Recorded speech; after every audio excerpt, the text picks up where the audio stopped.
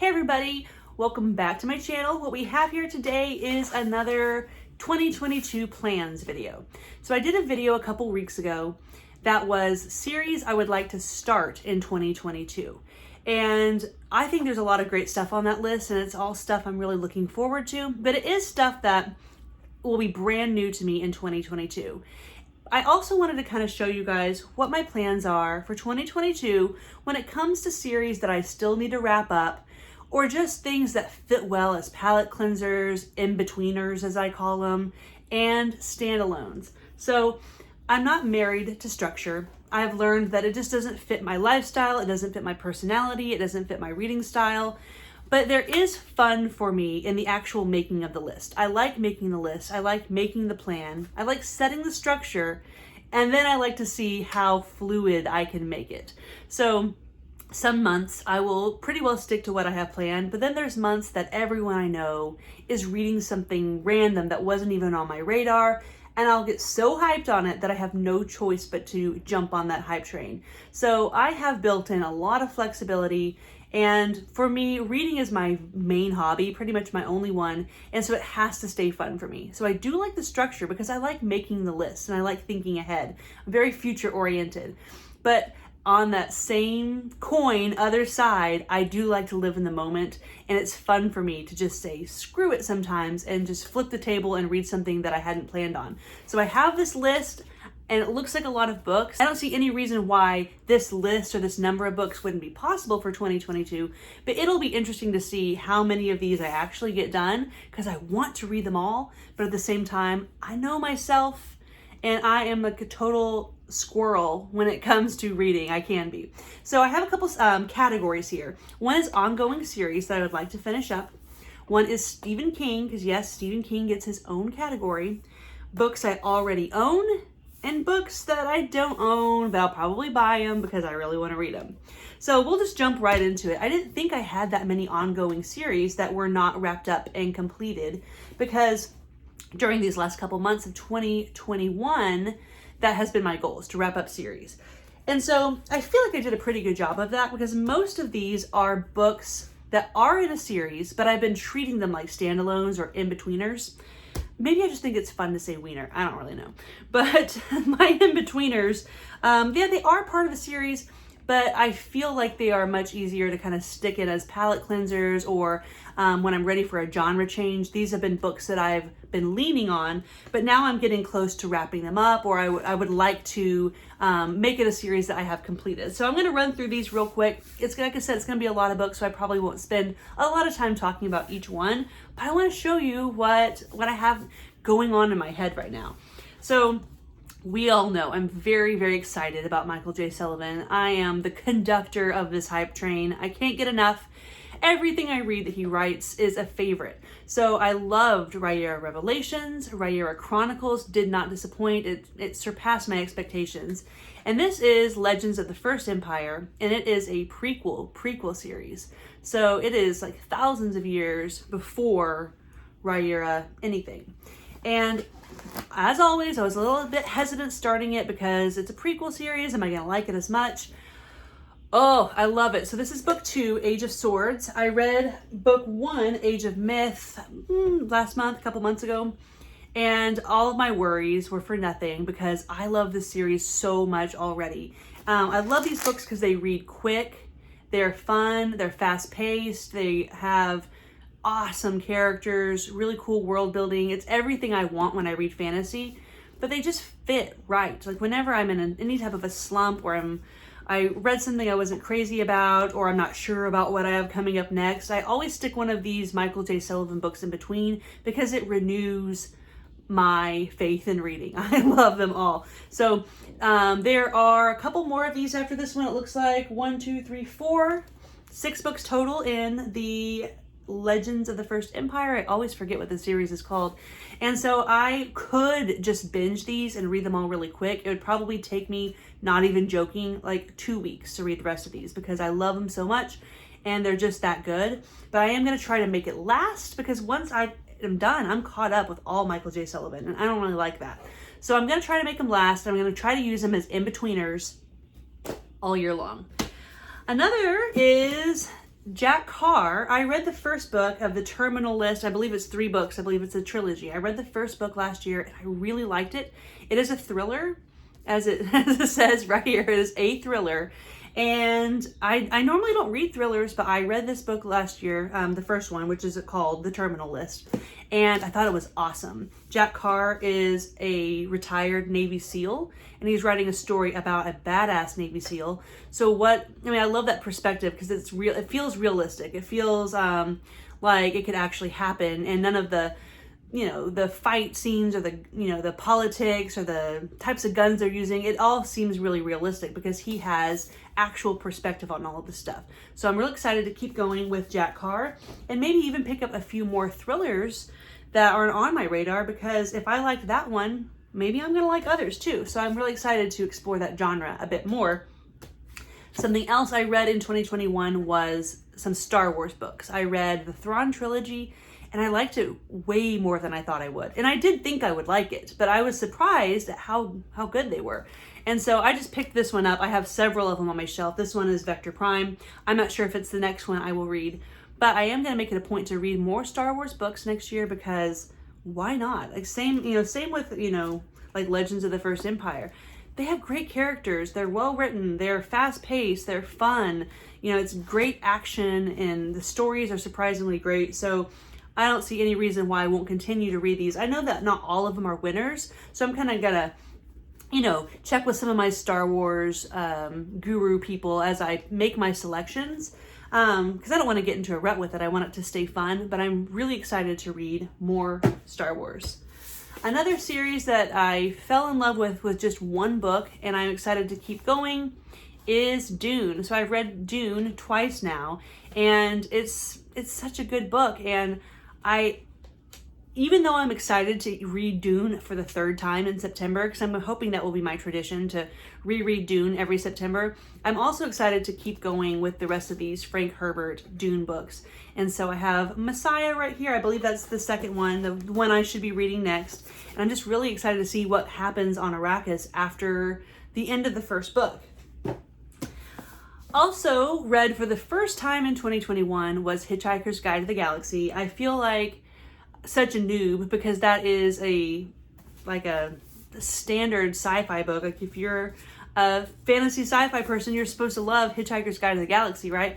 Well, I read the first one and I really did like it. I'm super happy I read it. I wasn't sure if I would click with the very British humor, but I laughed out loud so many times while I was reading that book. And so this right here is an omnibus that has all of them. And as you can see, Hitchhiker's Guide to the Galaxy is not a very long book because it stops right there. So I am excited to keep going with these and hope that they're just as funny and bizarre and entertaining as the first one was. And then finally, I'm very excited to keep going with Robin Hobb. So I read the first 2 Farseer books early in 2021 and I liked them both a lot. I loved the world, I loved her writing style, I liked the characters, and I thought they were great books. And then I waited all year for some reason to read Assassin's Quest, the 3rd book in that Robin Hobb trilogy. And I loved it. I didn't just like it, I loved it. It's a very, very long book, and I felt like every page of it was awesome. And I have been consistently told that her next trilogy, which takes place in the same world, but from what I understand, it's a completely different story. The next trilogy is called Live Ship Traders, and I have heard from 2 different people now that they believe that this trilogy, this story, will be one of my favorites of all time.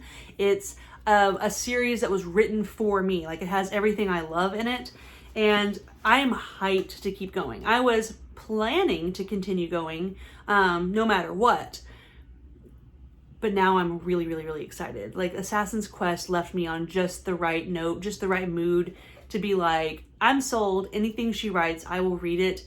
And this was kind of like a lower priority series for me, and now I'm super, like, it's up high now to keep going. Like, as soon as I can get someone to agree to read this with me, because I love doing buddy reads, I'll rearrange my whole schedule to read it because I liked it that much.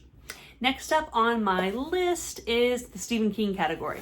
Yes, Stephen King gets his very own category because he's the GOAT. And I would have more Stephen King books on this list, but I'm going to be reading Dark Tower next year. So next year already has quite a bit of Stephen King, you know, pre-programmed and scheduled in, and that's a read along. So that's something I will definitely get all of those read, because I'm very excited not only to read Stephen King writing fantasy, but Stephen King writing a longer series, because that's pretty much what he does, is standalone books. So here are some of the standalone books I hope to get to next year, either in between Dark Tower or maybe after we finish Dark Tower.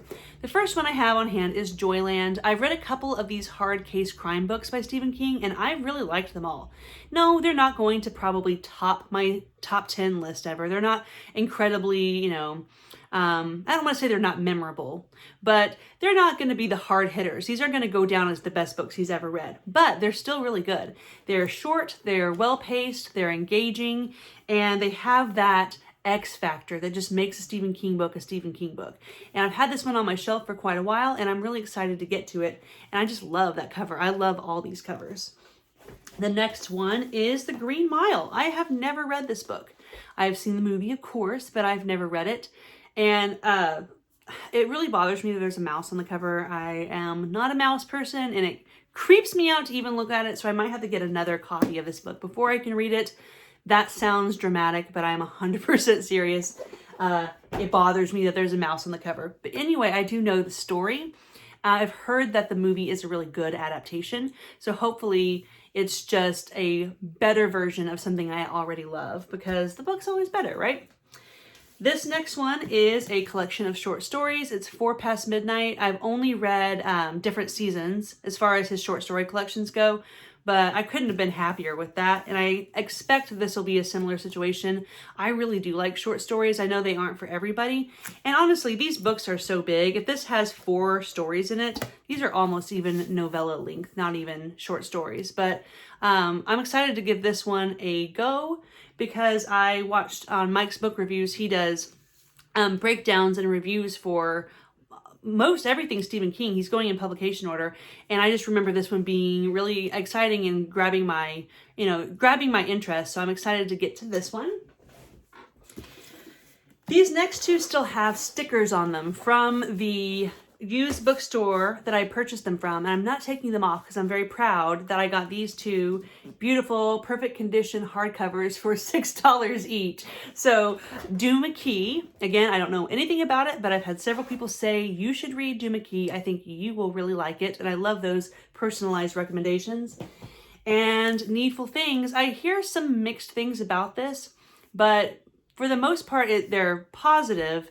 But what I hear the most is people liking it more on a reread than they liked it the first time.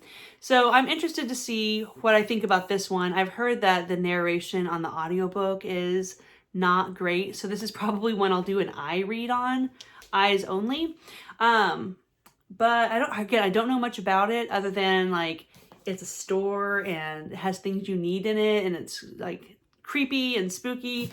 I'm probably all wrong there. But again, I've had several people say, you are going to love Needful Things. Like when you get to it, it's totally going to be your type of book. So those are the 5 Stephen King books that I'm like, if nothing else, I must get to those. But I hope I read more, because I feel like I could never get enough. But between that and Dark Tower, that'll probably about do it for me. Okay, so the next category on my list is books that I already own. So for the most part, one of my big goals in 2022 is to make a big dent in books that I currently already own on my bookshelf. Because when I buy them, yes, I like just buying books. I like collecting them. I like looking at them. I like owning them. But in the end, the goal is to read them. And sometimes I get so caught up in the fun of buying new books, or the impulse buying that I've mentioned, you know, my FOMO, jumping on the hype trains. I buy a lot of books, but I really want to make a big dent in books that I already own. And so a lot of the series I picked to start, and then even what I've shown you so far today, shopping from my bookshelf is highly influencing my choices. Like even those Stephen King books I just showed you, a lot of the reason I picked the 5 that I picked is because I already own them. So these are just random standalones that aren't a part of a series necessarily. And I just own them already, and I bought them for a reason. I bought them because they sounded great. Somebody I trust recommended them to me. Just because they're books I want to read, I bought them, and then they've just been decoration for a while now. And so for once and for all, these are going to be books that I read this year. The first one, I don't own the physical copy of it, but I have the audiobook ready to go and I have it on Kindle, and that's The Source, which is the third book of the Necroscope series.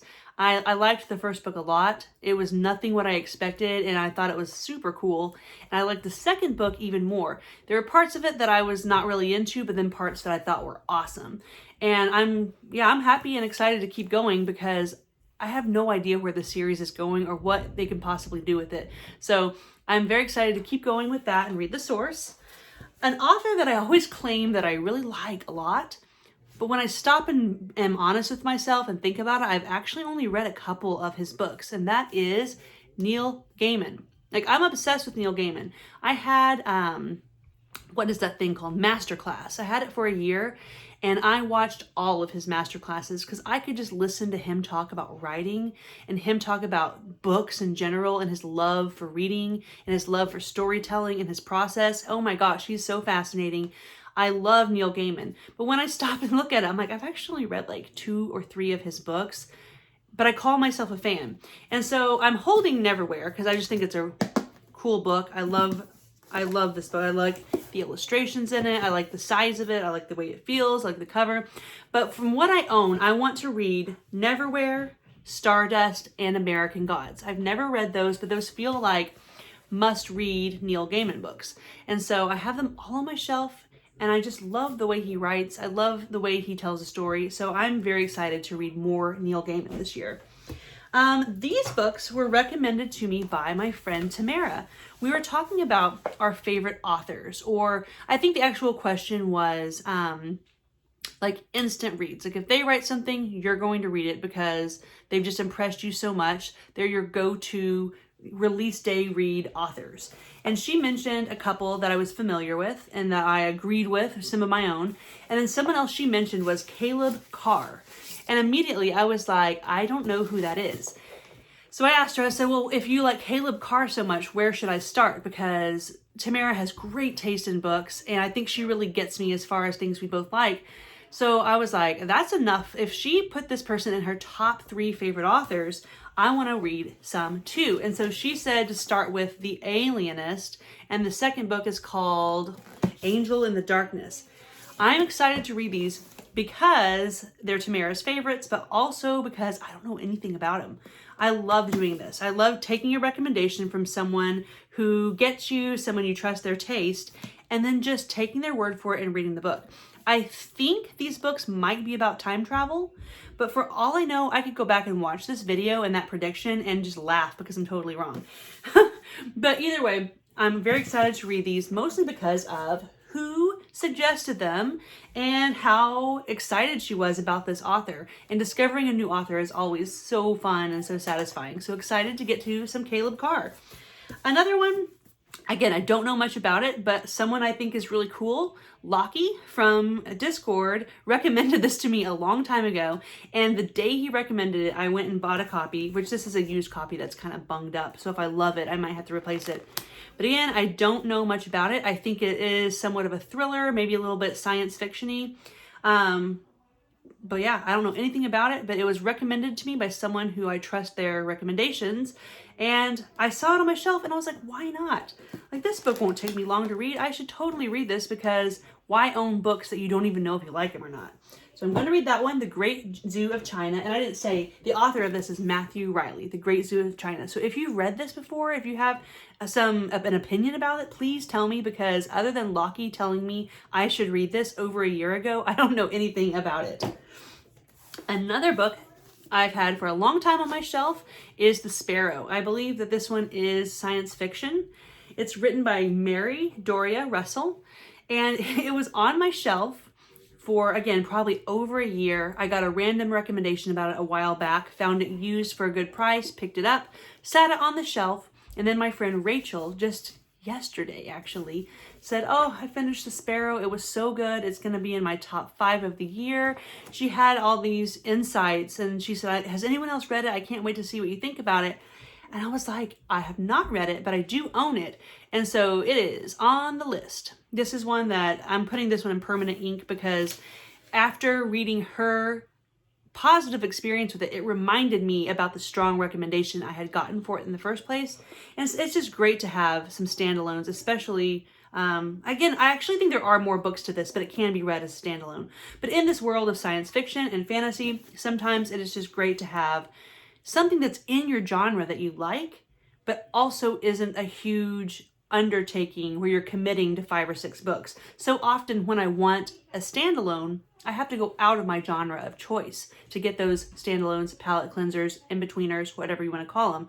So when you find something that is within your genre and is a standalone or can be read as a standalone, it's refreshing. Another one that I'll be honest, I don't know hardly anything about. This is a used library copy, as you can see. That always drives me crazy, but otherwise it's in absolutely perfect condition. Makes it hard to say no to used books when there's nothing wrong with it except for the library tape. Why did they do that? Anyway, this is Night Circus. Again, know nothing about it. I know that it was popular for a while. Listen to this though. It says, enchantingly perfect. Nothing short of a wild ride, original and surprising, exquisite, thrilling and transporting, instantly intoxicating. Like, who wouldn't want to read it after reading those? So I don't know much about this book other than it's magical, enchanting, spellbinding, and mesmerizing. And that it was popular a couple years ago. And what I found out is typically when books are really popular, they're popular for a reason. They're popular because they're good. And so as long as this is, you know, within my preferences, then I expect to like it. Last on this section is Horns by Joe Hill. I read Heart-Shaped Box by Joe Hill back in October, and I was kind of mixed on it till about halfway through, and then I really got into it, and by the end I liked it a lot. And I've heard that he has a couple other books and they are also very good. A couple of them have some mixed reviews, but I've heard that this one is actually really, really scary. And it's called Horns and it has a pitchfork on the front, so it looks scary. Again, I don't have any background knowledge. It says from the author of Heart-Shaped Box, so apparently this one came after Heart-Shaped Box. I know that about it. But otherwise, I just know that it's a horror book that I really hope to read in 2022, and I have high expectations of it because I did like the only other book of his that I've read. But again, it's on my shelf. I already own it, so I'm gonna read it. Now, this last category is one that I could let get really, really, really big if I tried, but I'm just trying to stick to stuff that I know for sure that I'm going to read next year or really, really want to read, but I don't own the books yet. So again, books I don't own that I want to read, I can make this list go on for an hour, but I'm not going to do that. So what I have is pretty short. I want to read Nosferatu, which that's how I'm pronouncing it, but it's literally the letters of a license plate, but it's another Joe Hill book, and I'm thinking people call it Nosferatu. Don't know anything about it, but it seems to be the Joe Hill book that people like most unanimously. Like, not everyone likes Horns, not everybody liked Heart-Shaped Box, but it seems like everyone who reads Nosferatu does like it. And so I don't own it yet, but I would like to get that book and read it. The other thing I have, this is very vague, is just more Fredrik Backman. I have read 4 Fredrik Backman books this year, I believe.